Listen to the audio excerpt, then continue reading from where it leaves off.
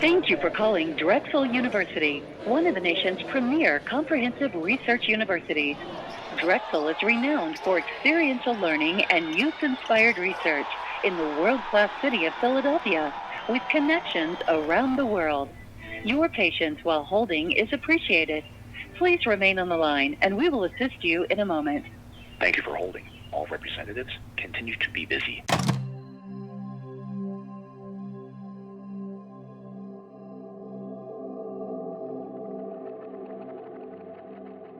Hello, my name is Sam Gregg, and over the last year, The Triangle, Drexel University's student newspaper, has worked to investigate student mental health on Drexel's campus. This work was funded by a grant from the Solutions Journalism Network. We started meeting with a group of both news writers, film students, and scriptwriting and playwriting students to research and come up with a list of key things that affect why a lot of Drexel students struggle with mental health. Our writers' room of fellow students found that key things that affect the mental health of students is the cooperative education system, the quarter system schedule, as well as the lack of reinvestment by the university into the student life experience. While the cooperative education system, also known as the co-op, is a huge selling point for a lot of students here at Drexel, the opportunities available vary significantly between majors, as well as year to year. My name is Alicia Donahoe, and I'm a senior co-op advisor at Drexel University. I work for Steinbright Career Development Center. Some of the things that I'm in charge of is I work with students as they prepare for, go on, and wrap up their co-op position. In addition to that, I work with a caseload of employers, kind of maintain relationship, handle any odd situations that may arise. As well, I also plan any workshop focused on professional development for the entire Drexel student body, and I manage the Career Closet, which provides free professional clothing to students at any point. What the employer relations team is doing is looking at what are the industry trends, and then what are students looking to do. I do think that the SCDC online portal is pretty user-friendly for students. The portal is really deadline driven, so if that is something that a student learns best in, works best in, it's going to work really well for them. If it's not, which is totally fair, it's not required to use that system. That being said, I know a job search is miserable all the time, no matter where you are in your career.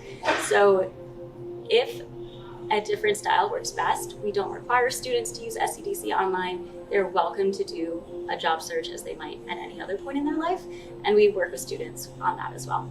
I feel like there were some relevant co-ops, some I did have experience with already working at, for example, like Drexel Athletics for like the film and like video department and video production over there. Just some of the stuff that I've already like been doing, there wasn't really a lot of variety for me to select from. So especially with my major, my program being film and TV, it was like a destined for me to find something on my own. And that's what I ended up doing, is just finding something on my own. My experience with my friends, a lot of them went through the portal initially and kind of found, like, I guess for people who wanted to do more specific things, kind of like heard word of mouth some places and then went through the portal and found those jobs.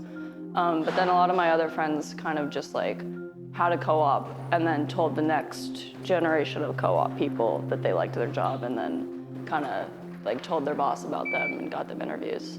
Drexel's College of Computing and Informatics has a corporate partnership program with a plethora of technology companies easing the stress placed on CCI students during the co-op process to secure a position.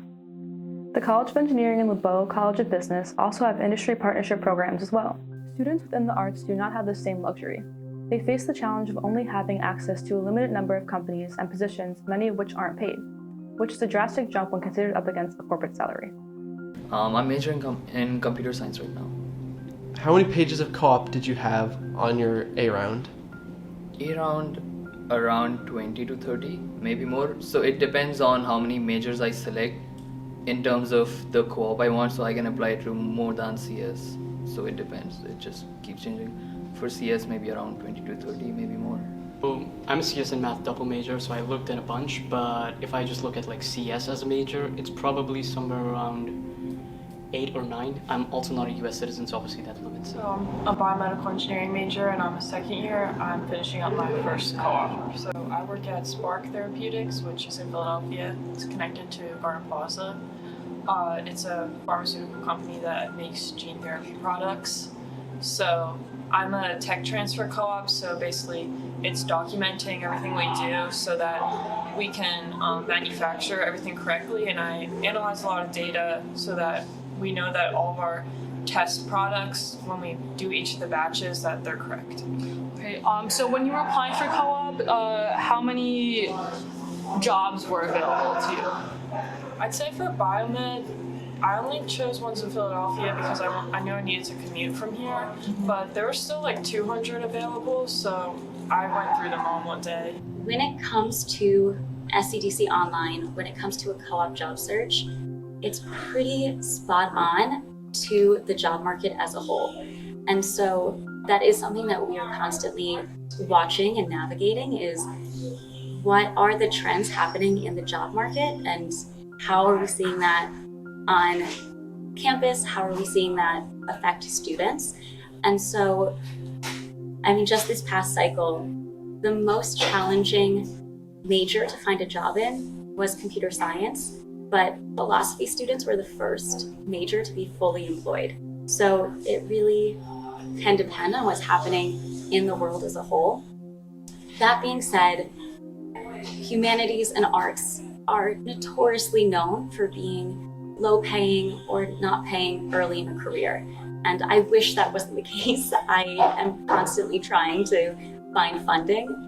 But for those reasons, we have the Steinbright Partners Program funding, which is a grant that provides funding for unpaid co-ops to kind of allow more opportunities for all students. Steinbright offers a stipend up to $6,000 for students to apply to if they are going to accept an unpaid co-op through the Steinbright Partners Program. However, the recipients of this money are exclusively chosen from a very large applicant pool, leaving many students with the decision of accepting an unpaid but relevant co-op for valuable experience in their fields or an unrelated co-op with pay. Many students are forced to take the latter to afford college and living, putting their basic needs over their professional ones. Students who receive this stipend often end up working another part-time job to make up for the lack of money, as $6,000 across 6 months while working 20 hours per week is not sustainable for living. Drexel often prides itself on its ability to allow students to gain industry experience while getting paid, but that's not what's actually happening in all cases. In order to fully deliver on what it promises for all students who attend Drexel, it needs to develop these connections for students within the arts as well. Another concern that we agreed impacted student mental health here at Drexel is the quarter system. While a lot of schools have 15-week terms, Drexel has 10-week quarters. This means that everything here is a lot faster than at a normal school. So I am Casey Ruka. I am the former editor-in-chief of The Triangle and recently graduated global studies major. In terms of the quarter system, it is really a point of contention for many Drexel members, whether that's students, faculty, professors. The quarter system, at its best, the 10-week quarter system really helps with taking a lot of classes and getting a variety in your course load, and also at the same time, as worse or as bad as a course can get, it only lasts 10 weeks. But generally, the student experience is that the quarter system makes a lot of the other problems that students face worse.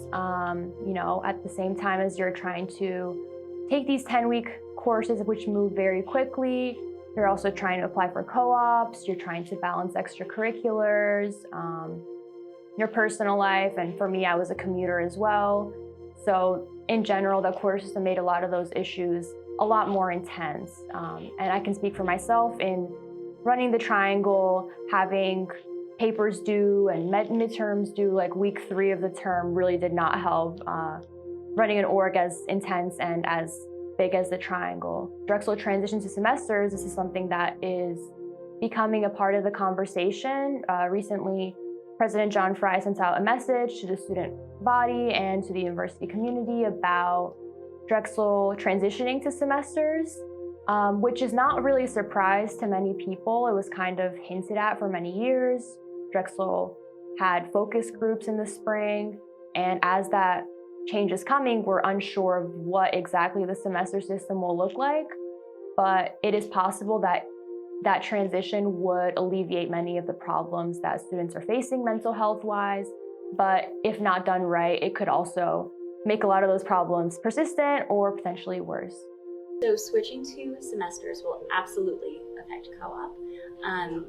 It is a decision, though, that's going to affect every element of Drexel. So any conversations, and I'll be transparent, I'm not a part of each of these conversations at this point, but what I can tell you is that it's every decision and every plan moving forward is taking a really holistic view, talking to academic departments as well as student services, the counseling center. Every department will be a part to make sure that this is going to support students in every facet of their lives.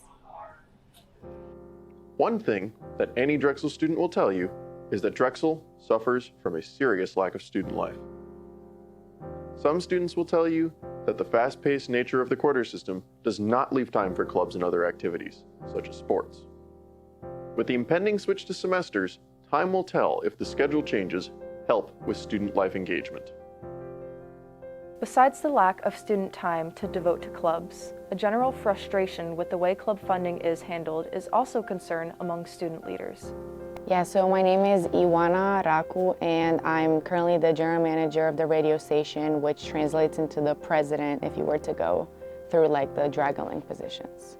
So I actually joined my first week of freshman year in September 2019, and because I'm an international student from Romania, I just really wanted to find a place where I could kind of build a community because I had no friends here. So I remember I walked past it, and I've never left since. I think it was like my first or my second week of freshman year in 2019. I just really love the atmosphere. It just looks very cozy compared to the general Drexel atmosphere. And I don't know, I just love being surrounded by music. I've always listened to radio, so I've just really wanted to do that throughout my college career. Yeah, so WKDU is the only independent student-run free-format radio station in Philadelphia, actually. We are, I don't know, it's kind of like a community-oriented radio station. We've been around for 50 years, since 1971, in the same place that you are in right now. And it's always been about, students being outspoken and kind of like being able to represent as many points of view as possible because of our free format and because we don't take any type of advertising. It's just everybody gets to fully express themselves. Everybody gets to talk about whatever they feel like they have, I don't know, in their mind in that moment. And I feel like usually places like radio stations are places where music that's so underrated gets played. And I feel like a WKDU, if you were to listen to any other station, it's mostly about numbers and revenues and streams and advertisements, and I feel like WKDU is the complete opposite of that. It's the only club on campus where you could have membership after you graduate, so we have people ranging from the ages of 18 to 80. WKDU needs a very, very large team and able to fully operate, so historically, we have about 20 to 25 executive positions that need to be filled at all times. Historically, those were done by individual people, but recently, in the past 2 or 3 years, we've decided that we need to have teams. So basically, WKDU is a 24/7 operating station. It's very rare that we're off the air. So basically, in a day-to-day operating, the DJs come in, they do their show, they have to fill in this log sheet to make sure that everybody was on air. We have certain requirements through our FCC license because we're regulated by the FCC, where we need to read IDs and PSAs and weather reports to talk about events happening in Philly, and that needs to happen for every single show, and we have a logs director that checks for that. Basically just full operating of the station. We need to keep everything clean and tidy because we have so many physical music. We have so many vinyls, we have so many CDs, so much physical music. So everything needs to be organized all the time. And for that, we have constant people that shelve CDs because we receive physical media every single day from promoters. And that goes through the music director team. They constantly goes through accepting certain physical media and rejecting certain physical media, and that's a collaborative process with the new members and the music directors. We have our new music shelves that get updated almost every single week, and that's, again, a collaborative effort from the music directors. They receive daily. We also have a production room where we have shows kind of every week, and people from the production team have to like be on top of that to constantly like clean up the room, work on sound, just work on like day-to-day activities, fix up the mics. We have so much equipment that's so old. Also, this is kind of like a few times a week operation, but basically people that don't have full membership could come in, like new members, through new member nights that we have where people gather. They could just come in and hang out at any time to do their service hours or new music listening hours, and that could happen at any time of the day somebody's here.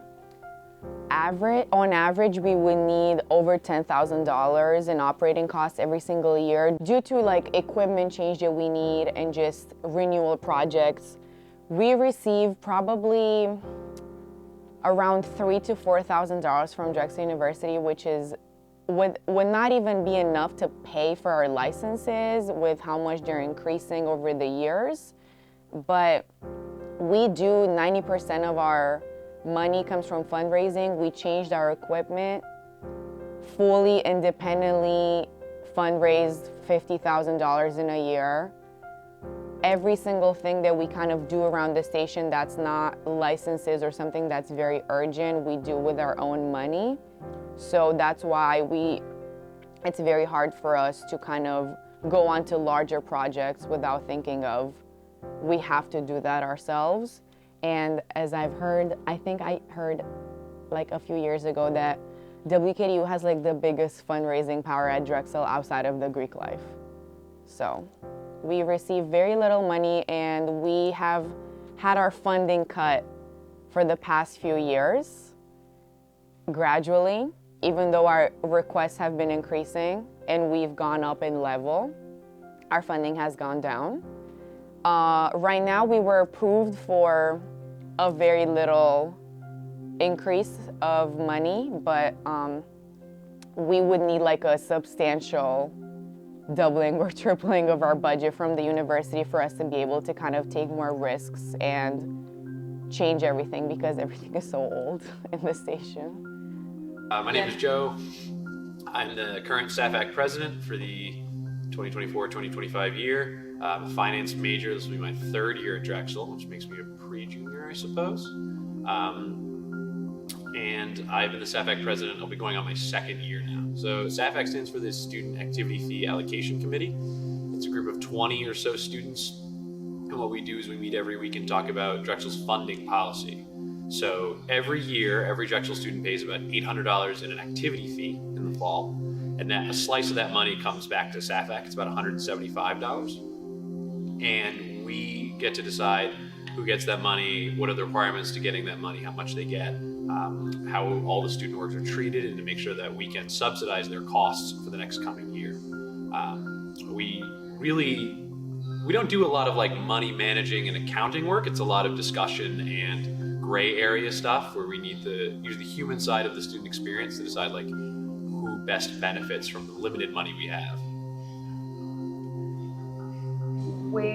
So the money that SAFAC decides to allocate, that comes from the Student Activity Fund. And is that a steady amount that comes in every year, or does that amount change? So that amount changes because it's tied to student enrollment. So every student pays that $800, at least every student enrolled in the fall quarter. And then if enrollment goes up, we get more of that. If enrollment goes down, we get less of it. The amount we get out of that fee has been static for several years. So we don't anticipate it to change in any way. But recently, since about 2020, we've seen a steady decline in student enrollment. We've been decreasing by about 15% or so every year. And we're expecting it to really drop off after 2026. We're talking maybe a 10% decrease in 1 year and then a lot more following that. Yeah, so I'd say I can feel the burnout of the radio station constantly. Like, I feel it myself and I feel it in everybody else. I know some other radio stations, because we are one of the radio stations that does so much, we like do this completely voluntarily, and I think that kind of doesn't really give any incentive to members other than their love for, you know, community-oriented organizing. But I feel like the fact that you know that at other schools, members of radio stations, or especially like executive members that have to dedicate so much time, are getting paid, and you know that there's no real possibility of you ever getting compensated for your work, kind of like you can feel it in the way people are going about things. And I feel like this, when I talk to alumni, this didn't really used to be a problem because school was not as expensive, but right now almost every single member of our executive board goes to school, has a job, also does the radio, which sometimes can be a part-time / full-time job. So I'd say that a lot of us try to support each other through like understanding, but I feel like a lot of the times we spend a lot of time, you know, like listening to each other's concerns and how little support we feel like we have, and that could be eliminated by if we had more support, like financial support from the university. That wouldn't take up so much of our time and so much of our discussion, because a lot of the time our projects cannot go through because genuinely we are all burnt out and we can't do anything about it. And at the end of the day, we love the radio station, but we're paying for a college degree, so we need to prioritize that first. Even though a lot of the people here do say that WKD is like the thing that keeps them going at school and keeps them like feel in community, but definitely feel like very little support. Financial support is the most important thing when it comes to the radio, because any type of like association support or just like supply support is not really enough with how much we have to operate a fully functioning radio station. Like all the radio stations that you listen to in Philadelphia, we do every single thing that they do, but completely voluntary and completely with people between 18 and 23. My name is Jacqueline Blizzard. My name is Ryan Consul. Awesome. What are your positions at DNL? I am the president of Drexel Night Live. I'm the vice president of Drexel Night Live. Okay. And what is Drexel Night Live? The president should know this one, I think. So, Drexel Night Live is a comedy. Drexel Night Live is a sketch comedy club that we are inspired by Saturday Night Live, which is in New York and gets lots of millions of dollars in funding, and we get nothing. It's true. We do it all for free, and then so we write the sketches, also it's all students, so we write, we perform, we direct, we have students from a bunch of different majors who all, you know, come and contribute. There's writers, there's directors, there's actors, like video team, people that film sketches, film live, you know, stuff, and it's really cool. You know, everyone comes from different backgrounds and they have different roles that they play, and everyone contributes something unique to this conglomeration. Yep. How much help did you or do you receive from Drexel? Zero. Zip. Actually, in terms of like Drexel is like a Drexel. $0. We have $0. We get $0. In terms of the kindness that is in people's hearts, 100. 100? Is it like a percentage, or is it just like 100? I can feel confident saying we receive about 100 from hearts. Except for some people who are, never mind, I'm not gonna say names. So if you didn't get any funding from Drexel, how did you fund your last show? We get creative with fundraising. Stand-up show. We have stand-up nights where people come out, some students, some friends who actually professionally do stand-up in the area. Yes. And they come help, you know, people pay for those tickets. That money totally just goes towards the show. We also do fundraising events at our shows, so we'll do like raffles and stuff like that. And it's been pretty good at helping us afford some of the shows at some of the more expensive venues we've been to. But that being said, we're trying to find a way to make it more sustainable and find a way where, like, okay, we know we're gonna do our show here, we know we can afford it, we know we have the resources to do that. But we're still figuring that out. Yeah. So my name is Bayan. I am from the Drexel Muslim Students Association, and I currently serve as the social chair, but this is my second and final year serving as the social chair of the DMSA. So I joined the DMSA my freshman year as a general member in the fall term, pretty soon after I started Drexel, and I wasn't that active at the beginning, but then I became a lot more involved with it. In a given term, there's probably between like 100 to 200 active members that you will see pretty regularly. I would say that Drexel MSA hosts like 3 types of events, although we are hoping to expand more, but the general events that we host are social events, educational events, and volunteering/community service. Social events are activity and game-based events. They're a way to cultivate the community, and we try to encourage that DMSA and non-Muslim students attend these events for the sake of getting to know our organization. I am the social chair, so I have been responsible for planning the social events for the last 2 years. And it's typically between like 10 to 15 social events that range from like just on campus, such as scavenger hunts or like game nights, to more large scale activities such as like big shows, like we did a Family Feud last year, or we'll go off campus and go to maybe like a haunted house or to go roller skating, or just yesterday they went kayaking. So those are the social events. And then the educational events are a way for us to provide some level of education to our members as like Islamic education, because we recognize that not everybody coming into DMSA is on the same level of their knowledge of the religion. And so we want to be able to provide and cater to people who might be completely new, they're not even Muslim, or they just converted to Islam, all the way to the level of people who are extremely devout, they've been practicing their entire lives. So we have small scale kind of conversational events where we have local speakers such as alumni or former or like local chaplains, I should say, that will come and do like little classes about like a specific topic. We also do Friday sermons before our prayer. And then finally, the community service events, they're not as frequent, but we like to say that as Muslims, it's our responsibility to give back to the community and to serve. And so we like to have at least one community service event per term where we do maybe like sandwich and lunch making for homeless or underprivileged communities. We might do clothing drives. We might go to like a local prayer space and help to clean up the space, which is something we've done twice this year. And we're hoping to cultivate that a little bit more next year. As a gold org, we received the highest level of funding for the last couple of years. I don't know the exact year that started, but since I've been at Drexel, I've known that. So we receive all of the SAFIC funding. All of the money that we make through the org will get donated. So we do weekly fundraisers, or like maybe like emergency crisis fundraisers, and all of that is donated. So I'm not going to say that we don't make money, but we don't keep the money. Drexel's SORC, or the Student Organization Resource Center, is often cited as a source of anger.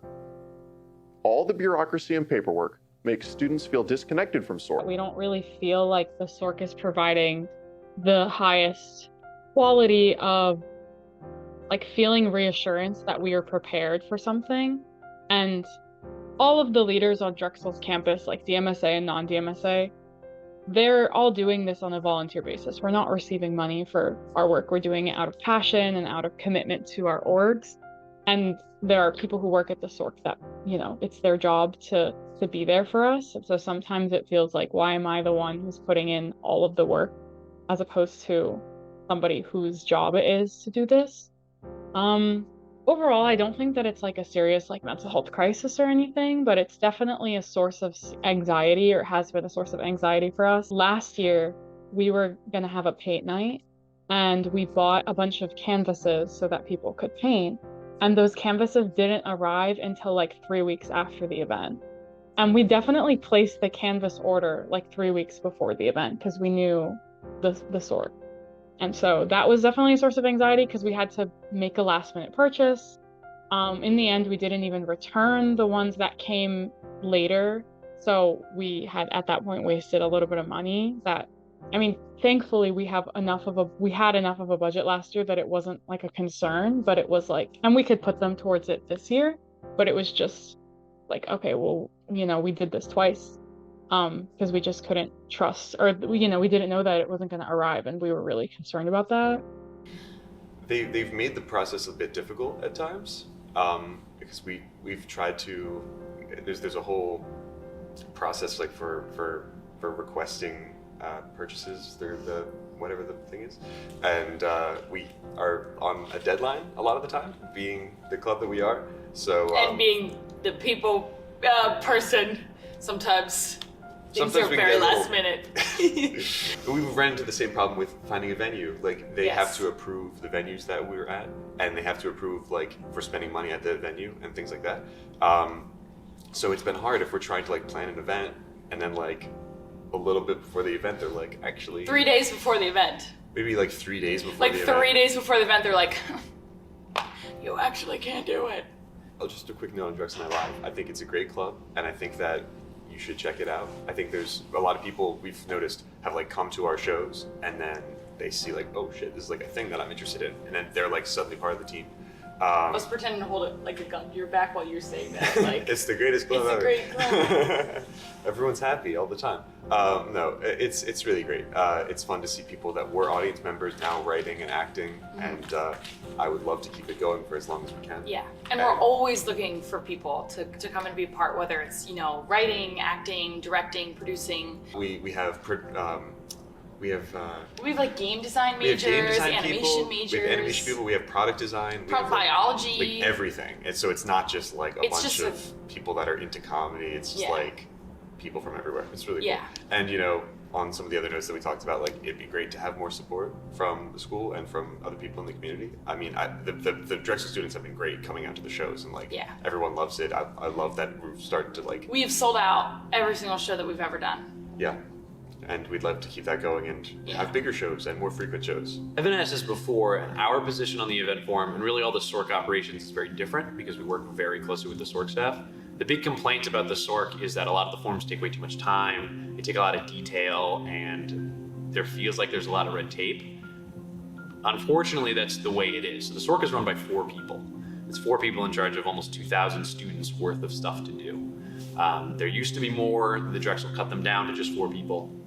They've been that way for years. So, like the event form for a level 1 event is a 3-week lead time. And the reason is because those 4 people have to go through every event form there is and make sure that, check all the boxes, check all the legal boxes, the liability, stuff like that, or reach out to the other teams here on campus, like event services, public safety, stuff like that. So when people come to complain that the SORC is like a pain to use, it's a reality. Drexel has shot themselves in the foot like that. They refuse to hire any other staff.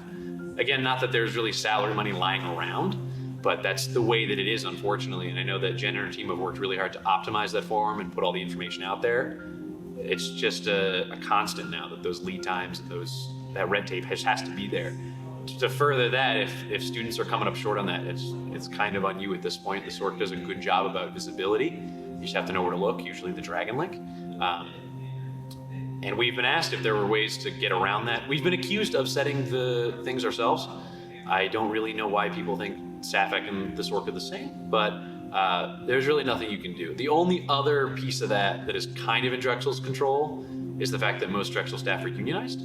So if we're going to event services or public safety about something, it has to go through the unions in some capacity, depending on what the request is.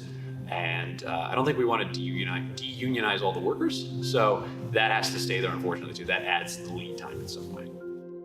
One of the solutions to this problem would be to hire more staff at SORC to help handle the higher number of clubs that currently exist, but also to give clubs more independence. Drexel does not trust clubs to do anything without a form or a waiver or an event request. These forms can take up to 2 weeks to come back and need to be submitted weeks in advance, which can really delay clubs from holding any events. While mental health at Drexel is a constant concern, like at any college, there are several concrete steps that we believe Drexel could and should take to help. In addition to the switch to semesters, Drexel should invest more into the co-op program since it's such a major selling point of the college for prospective and current students. The co-op portal should be and needs to be overhauled, and Drexel should invest more time and resources into building connections with companies who can offer co-ops to Westfall, College of Arts and Sciences, and other students who feel they are neglected in the current system. Lastly, we believe that a reinvestment into student life would help to revitalize the culture of the campus here at Drexel. Invest in staffing SORC more effectively to be able to reduce processing times on event forms and purchase requests. Also, review the current method of forms and see if there is a more streamlined process that could be available to clubs. Put trust in student leadership to make their own decisions. Drexel students know what is best for their organization. If all or even some of these factors are implemented, we believe that students' mental health here at Drexel would absolutely be impacted for the better.